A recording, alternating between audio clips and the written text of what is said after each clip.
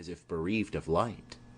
My mother taught me underneath a tree, and, sitting down before the heat of day, she took me on her lap and kissed me, and pointed to the east, began to say, "Look on the rising sun, there God does live, and gives his light, and gives his heat away, and flowers and trees and beasts and men receive comfort in morning, joy in the noonday.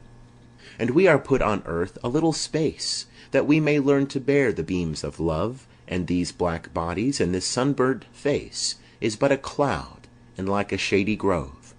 For when our souls have learned the heat to bear, the cloud will vanish, we shall hear his voice, saying, Come out from the grove, my love and care, and round my golden tent like lambs rejoice."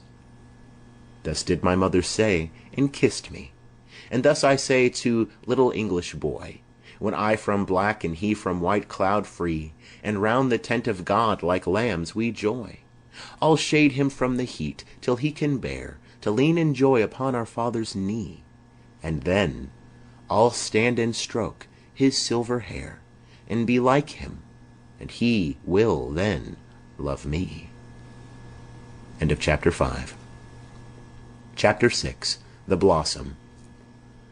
Mary, Mary Sparrow, under leaf so green, a happy blossom sees you, swift as arrow.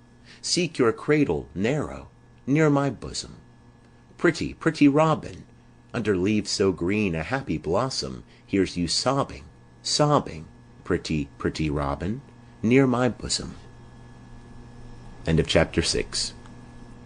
Chapter 7. The Chimney Sweeper. When my mother died I was very young, and my father sold me while yet my tongue could scarcely cry, Weep, weep, weep, weep. So your chimneys I sweep, and in soot I sleep.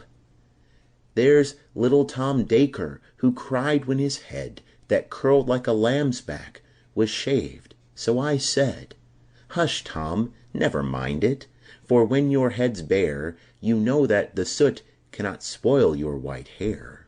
And so he was quiet, and that very night, as Tom was a-sleeping, he had such a sight, that thousands of sweepers, Dick, Joe, Ned, and Jack, were all of them locked up in coffins of black. And by came an angel who had a bright key, and he opened the coffins, and let them all free. Then down a green plain, leaping, laughing they run, and wash in a river, and shine in the sun.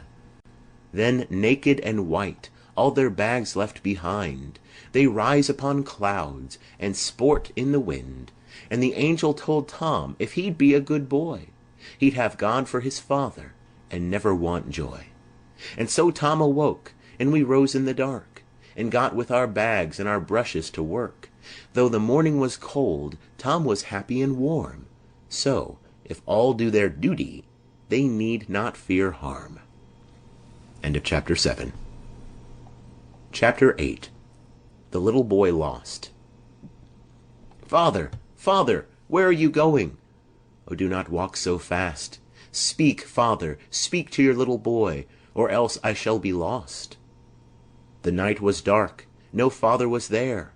The child was wet with dew. The mire was deep, and the child did weep, and away the vapor flew. End of chapter 8. Chapter 9. The Little Boy Found.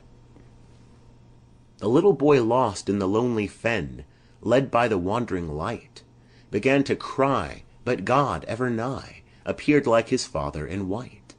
He kissed the child, and by the hand led, and to his mother brought, who in sorrow pale through the lonely dale the little boy weeping sought. End of chapter 9. Chapter 10. Laughing Song.